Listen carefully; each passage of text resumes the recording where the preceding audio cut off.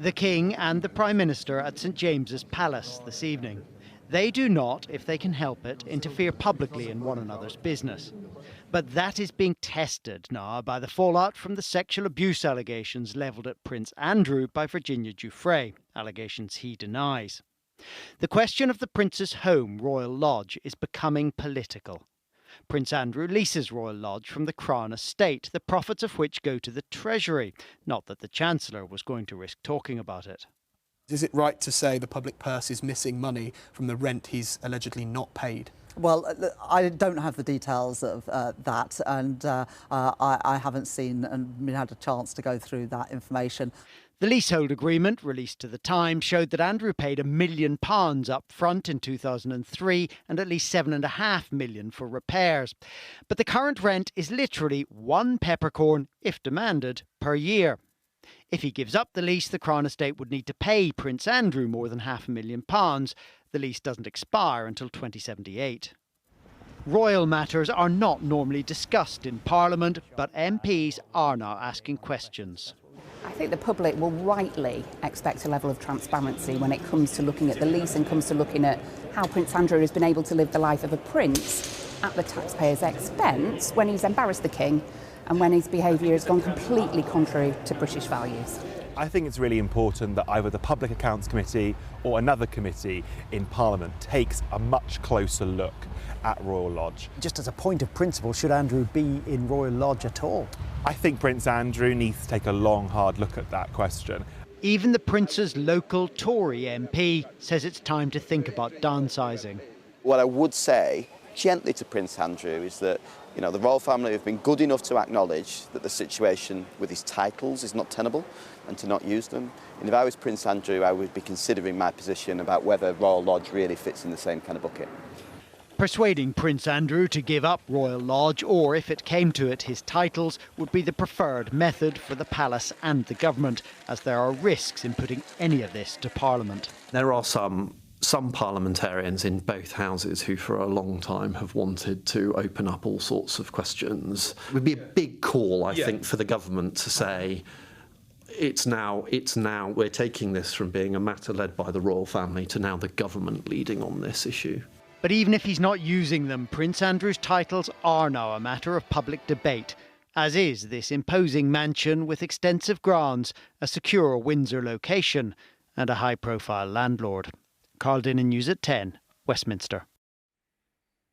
You can see that full interview with Simon Case, William's private secretary, on our Talking Politics podcast or YouTube channel, by the way. Now, on the day Virginia Giuffre's book was published, the author who helped her write it before she took her life told us Virginia hoped it would help other survivors of sexual abuse. She hopes King Charles, Andrew's brother, will read it.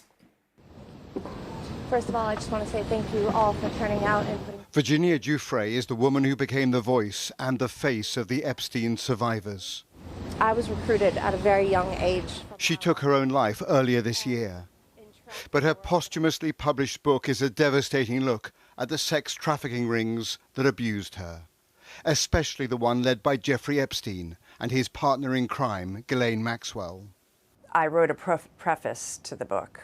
Virginia Giuffre's collaborator on the book told ITV News there must now be accountability. The reason that she wrote the book is that she would help other survivors of sexual abuse, not just Epstein and Maxwell survivors, but anyone, male or female, who's been coerced into a sexual situation that they didn't want.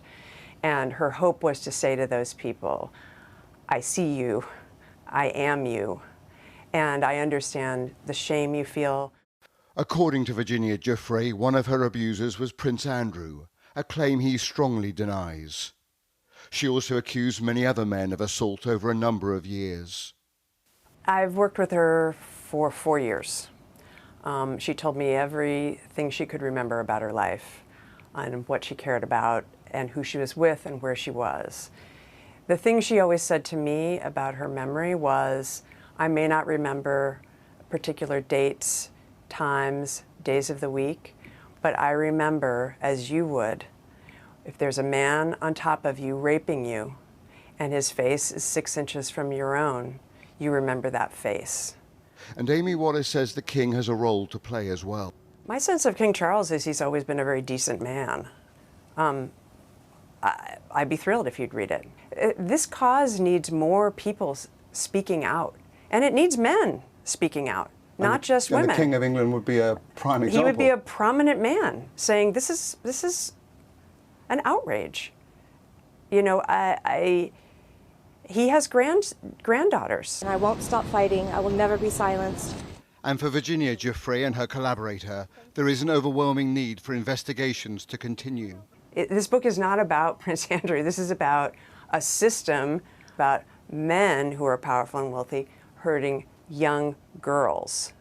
And though that dynamic is alive and well in this world, and the men who hurt the victims of Maxwell and Epstein, those people who they were trafficked to are walking free. Giuffre said before she died that if her book helps just one survivor of abuse, then her story will have been worthwhile. Robert Moore, News at 10, New York. And you can hear Robert's full interview with Amy Wallace on ITVX or the ITV News YouTube channel. Now, King Charles will be hoping to reclaim some public attention for his historic trip to the Vatican. He and Queen Camilla head off there tomorrow.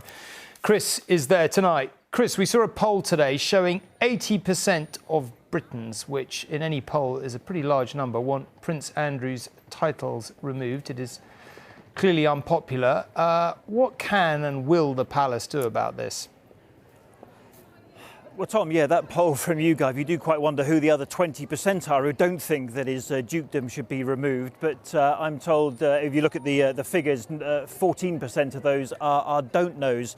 But you know, Tom, when you look back at what happened today, and I've done this job for a few years now, and before that, as you know, we were in the political unit together for about a decade. I can't think of a single moment in which members of Parliament have piled in on a member of the royal family in the way they did today. You know, from the Chancellor Rachel Reeves, forced to say at least something about it, to the Shadow Justice Secretary saying the public are sick of him, to even the MP who can call Prince Andrew his constituent saying, well, actually, I've had enough of him living in Windsor Great Park. The time for that is over. When you step back and look at that, Tom, that is quite extraordinary, and it really explains the problem that the palace has got. And when it comes to his house, I was looking in great detail at the lease agreement that Prince Andrew's got with the Crown Estate today for Royal Lodge in Windsor, and you're absolutely right to say that when it says annual rent, I've got it here, it says the words nil, N-I-L, and then in brackets, a peppercorn. Now, that's because he paid $8.5 million up front to do some repairs and all the rest of it to the house. But I can't see a way in which the king can get his brother out of there. And as you mentioned, they're here in the Vatican. They arrive tomorrow. They've got a big events with the Pope here on Thursday. In fact, so historic, it hasn't happened for 500 years. And you've got to think, is this story still going to be sort of butting up against the one about his brother, even when they get here? OK, Chris, thank you very much indeed. Well, it is, of course, only Parliament that can take away Prince Andrew's titles, and Robert is here to talk about this. The more I think about the story, and I suspect the audience are the same, the more, it's kind of hard to understand. Like, Prince Andrew denies everything, denies he, even met the woman who he allegedly paid £12 million to. So he didn't allegedly pay the 12 million to her. He paid the 12 million to her. He just, Yeah, OK, but like, does the government believe his denials? Does the royal family believe his the whole thing doesn't make any sense. What does the government do about it? Because the public is clearly very, very, very upset.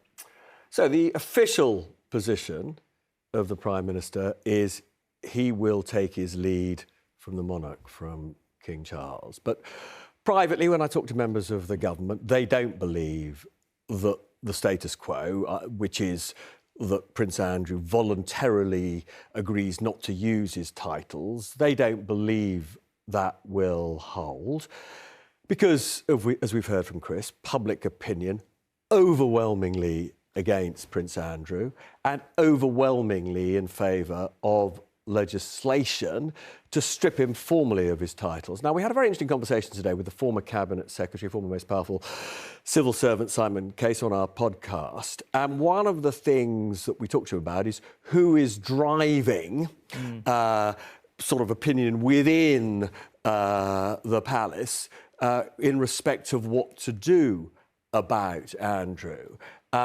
You said that you thought that Prince William was playing a very important role in trying to essentially punish Andrew. Simon Case said, no, it'll be the King. Now, to be clear, senior members of the government broadly agree with you.